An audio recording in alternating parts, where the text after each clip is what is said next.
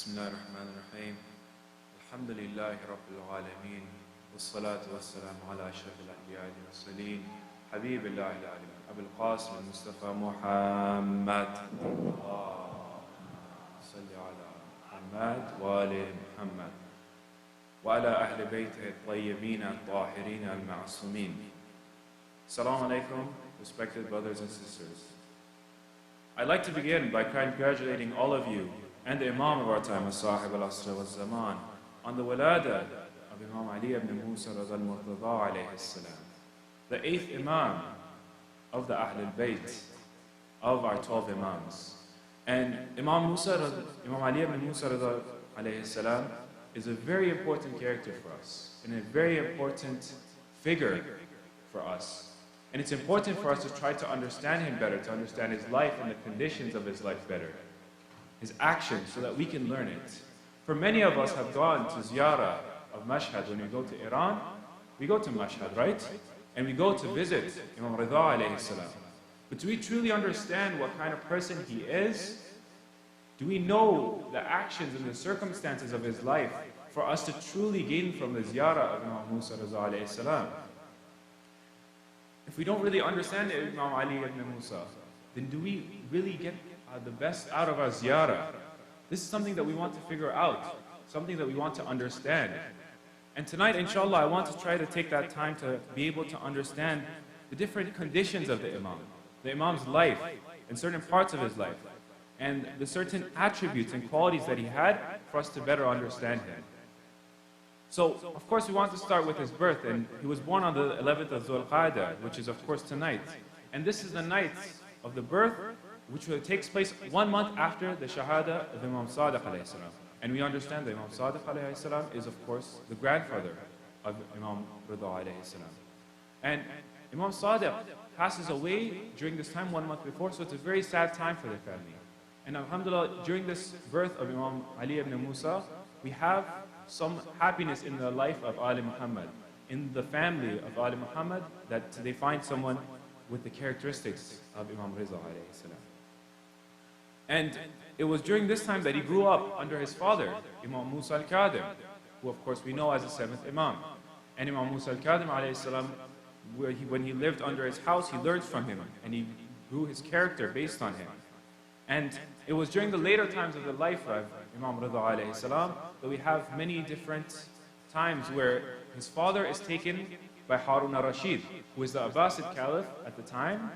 And the Abbasid Caliph, he takes him to his prison. And he's imprisoned many times during his life.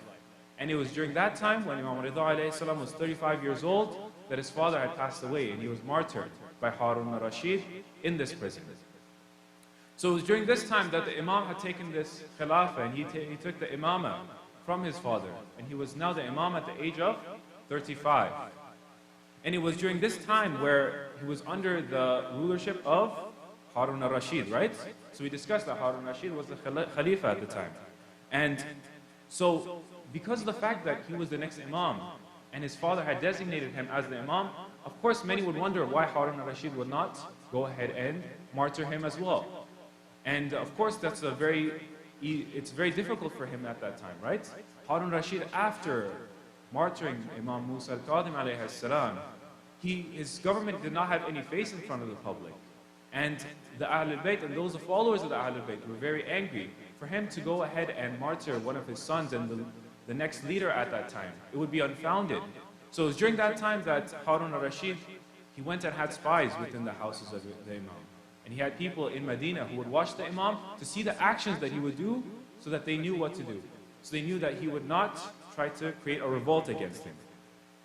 And it was during those 10 years, so one of the ministers of Harun al-Rashid, he came to him and he gave him that idea, why don't we go ahead and kill Imam Ali Reza alayhi salam? And he says, we've already inflicted cruelties on his father. Do you expect me to annihilate his family altogether? This is the view of Harun al-Rashid. He knows that because of the fact that his government does not have any face in front of the public, he does not go ahead and martyr the Imam, but he still watches him for a long time. And this is 10 years of the Imam's imamat, so we have him until the age of 45. And it's in this age that Harun al-Rashid, he goes from his caliphate in Baghdad, he goes to to quell one of the revolts that are in Khurasan. So he goes all the way to Khurasan and he passes away there. And now this is a very interesting part of the story. Now I want you guys to listen to this. So why is it that the Imam that we have is all the way in Khurasan when the rest of the Ahlul Bayt is in Iraq and in Hijaz, right? One must wonder that why is it that our Imam is so far away and why he is the Gharib al-Ghuraba? He's the stranger of strangers. And it's because of this event in which Al-Amin and Al-Ma'mun, who were the two sons of Harun al-Rashid, they were in a battle between the this position of Khilafah. And Al-Amin, who was the older brother, well, his mother was Arab woman. And because she was Arab, Al-Amin was given a higher position among the people of the Bani Abbas. And we also have Al-Ma'mun, who is his younger son. And Al-Ma'mun is born from a Persian slave. As a result, many look down on Al-Ma'mun. So Al-Amin is designated because of the fact that he's Arab, he's pure Arab. They pick Al-Amin as the ruler. But Al-Ma'mun, of course, is much smarter and he's much better fit for Khilafah. But as a result of the Bani Abbas policies, they placed Al-Amin as the caliph after Rashid. And now Al-Amin has his position in Baghdad and does not want to take his brother to have the Khilafah after him. And he wants his son instead. So he moves him aside from Khurasan and basically designates his son as the true successor. And it was in this moment, of course, that Al-Ma'mun became angry with Al-Amin. There's quarrel, and they have, when they do not like each other, it never ends well. As we know with Habil and Qabil, and we know within of Yusuf and his brothers. And just like that, Al-Ma'mun and Al-Amin. And Ma'mun sends an army. He sends a very skilled army to go to Baghdad. And they go to Baghdad and they kill his own brother. Wallah, this is the family of the Bani Abbas.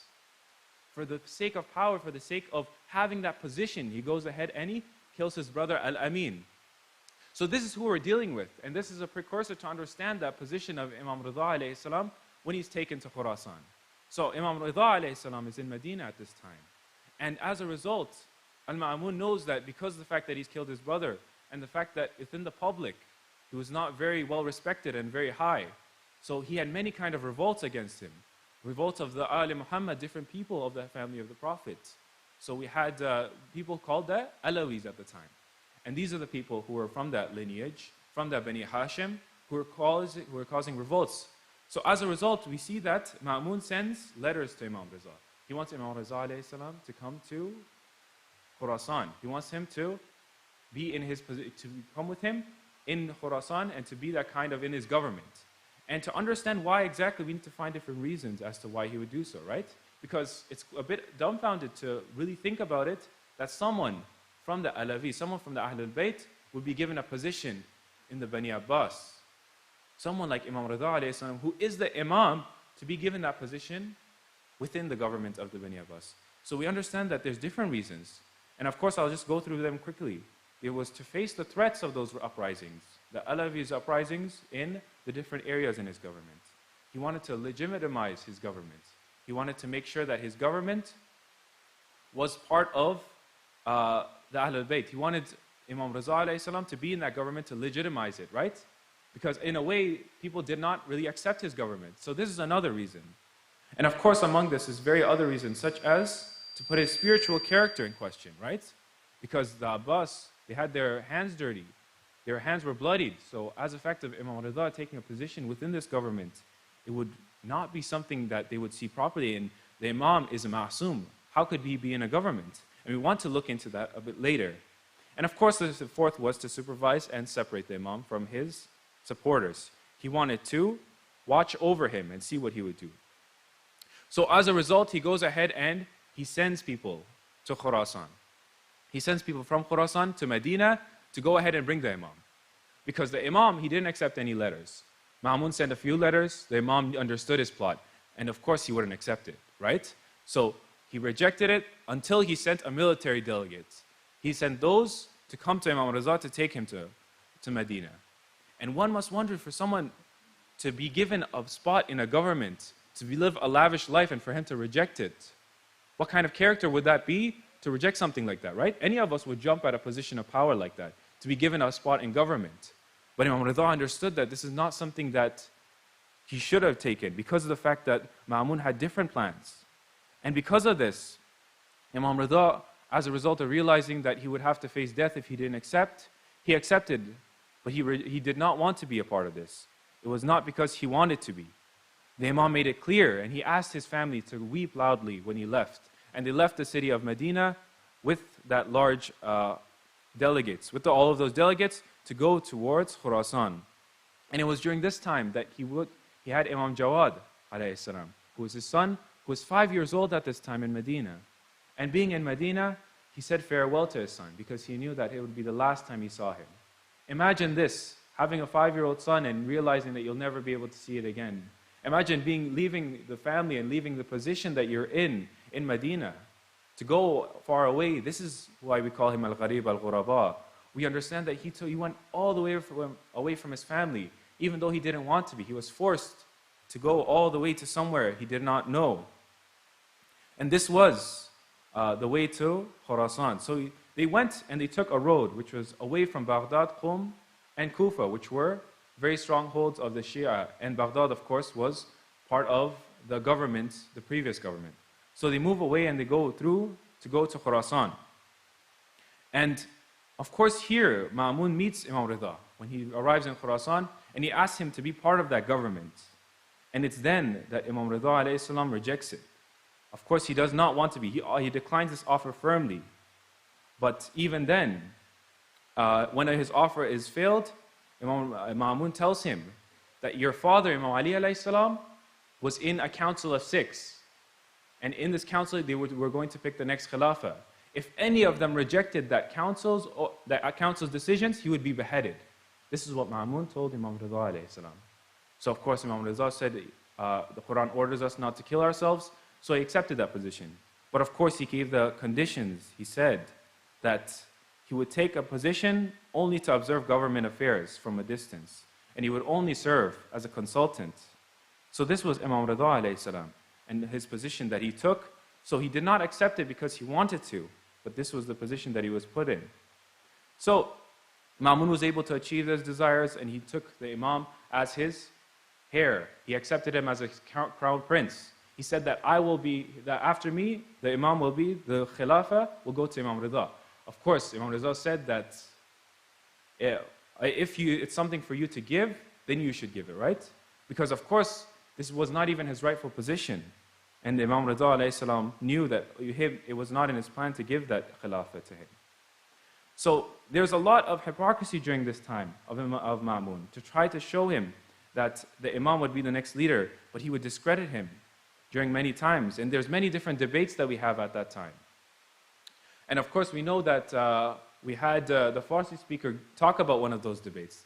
One of the debates between Imam Reza alayhi salam and the Christian leader. And of course, through this, he showed him, and he was able to beat him in the debate. But Ma'mun was trying to humiliate him. So he brought different leaders, such as Jewish leaders, those of Zoroastrians, and he brought other debaters to try to debate him. But Imam Reza alayhi salam was always beating them in every of these debates. This is why he is called Alim Ali Muhammad. This is one of his titles. So this is the title of Imam Reza. And he was always one to be interested in these scientific debates. So this is a lot of the things that we can learn from Imam Reza alayhi salam is during this time where he takes that position.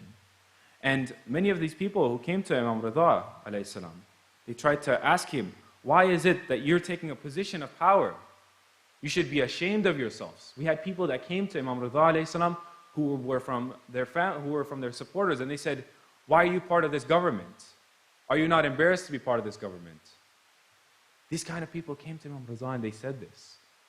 These people who would come to Imam Reza and try to discredit them as a result. And look at what his answer is. Imam Reza alayhi salam says that my position is that of my father, Imam Hassan alayhi salam, when he had to agree with Muawiyah to take that position, to give him the Khilafah, even though he did not want to. Did he want to give Muawiyah that position to become the leader? Of course not. His position, he said, was that of Imam Ali alayhi salam, during the time where he was part of the council where he had to accept the next leader, even though he didn't want to. The 6-person council, Imam Ali alayhi salam, just like we said, he would be beheaded if he did not. He said something else. Here's another interesting point. There was another man who came to him and he told him, and many people ask, what exactly does it mean to be content? Some have come up to different theories. But one of the most interesting theories here is the main view is that Imam Reza alayhi salam was content with that which Allah bestowed upon him, with that Allah had decreed upon him. Even if he had to leave his family to go all the way to Khurasan, even if he had to be under that government of Ma'mun, even though he didn't want to, he was still pleased by what Allah asked him, what Allah made him to do. So this is the contentment of the Imam. And Imam alayhi salam knew about this world, and he knew the kind of trials and tribulations we had. And this is a famous saying of Imam Reza alayhi salam. He says that which Prophet Muhammad sallallahu alayhi wa said. He said, this world is a prison for a mu'min. And he said, this world is a prison for a mu'min, and it is a paradise for the unbeliever. So let's try to understand why he did that. And let's understand the traits that he showed through this. The 8th Imam, Imam Reza alayhi salam, showed his way even though he had all of the treasures bestowed upon him. He had everything at his feet. He never chose to live lavish life. He showed that asceticism of that of his father, Amir al-Mu'mineen Ali ibn Abi Talib alayhi salam. And his carpets during that time were made of rough mats, even though they had lavish carpets in the government of Ma'mun. And he would insist on eating meals only with other people. He would eat it with the servants, and he would eat it with the gatekeepers. And people would come to him. One of the people of the government came to him, and he asked him, he suggested to make a separate eating arrangement between him and his servants. And the Imam says, listen to this. He says, all are created by God. Adam is their father, and Eve is their mother. Everyone will be dealt with by God according to his deeds. Why should there be any discrimination in this world? This is the beauty of Imam Reza alayhi salam. He understood this and he told him this, that there's no difference between us. So why is it that someone has to live in a higher position for him to eat separate from others? Are we not all the sons of Bani Adam? Are we not all of Bani Adam? This is important. And Imam Reza alayhi salam showed this. There's many anecdotes from his life. There's someone who came to him that he said, by God, there's none who are superior to you in the nobleness of your ancestry. The Imam says, my ancestors are only honored merely by their godliness, by their piety and worship. And another man declared, by God, you are the best in the world. The Imam told him, don't you declare an oath like this? A man who is more pious than me can be better than me. So just because of his position of imamah does not mean that he's better because of the fact that he is more pious and the fact that our actions are much more important. This is what Imam Reza alayhi salam is showing. And I want to end it off here to try to understand that even though the Imam is called Gharib al-Ghuraba, even though the Imam is considered a stranger of strangers, who is the true stranger of today's world? If you look, it's the Imam who has many visitors. He has millions and millions of visitors who goes to his grave every year, who visit him and praise him. But the true strangers nowadays are those that are in Medina, those that are in Jannatul Baqi, his forefathers, those who cannot be visited properly because of the governments at the time, those who are now unable to be truly met and truly praised in the position that they deserve. So now we know who the true Gharib al-Ghuraba is, even though the Imam has so many visitors even today. So truly he's not Gharib. And inshallah we ask Allah to hasten the reappearance of the Imam of our times. So once again, we can make the ziyarah, the true ziyarah of those that are in Jannat al-Baqi. And we ask Allah to make us part of the loyal companions of Imam Zaman. Wassalamu alaikum wa rahmatullahi wa barakatuh. Ijman salawat.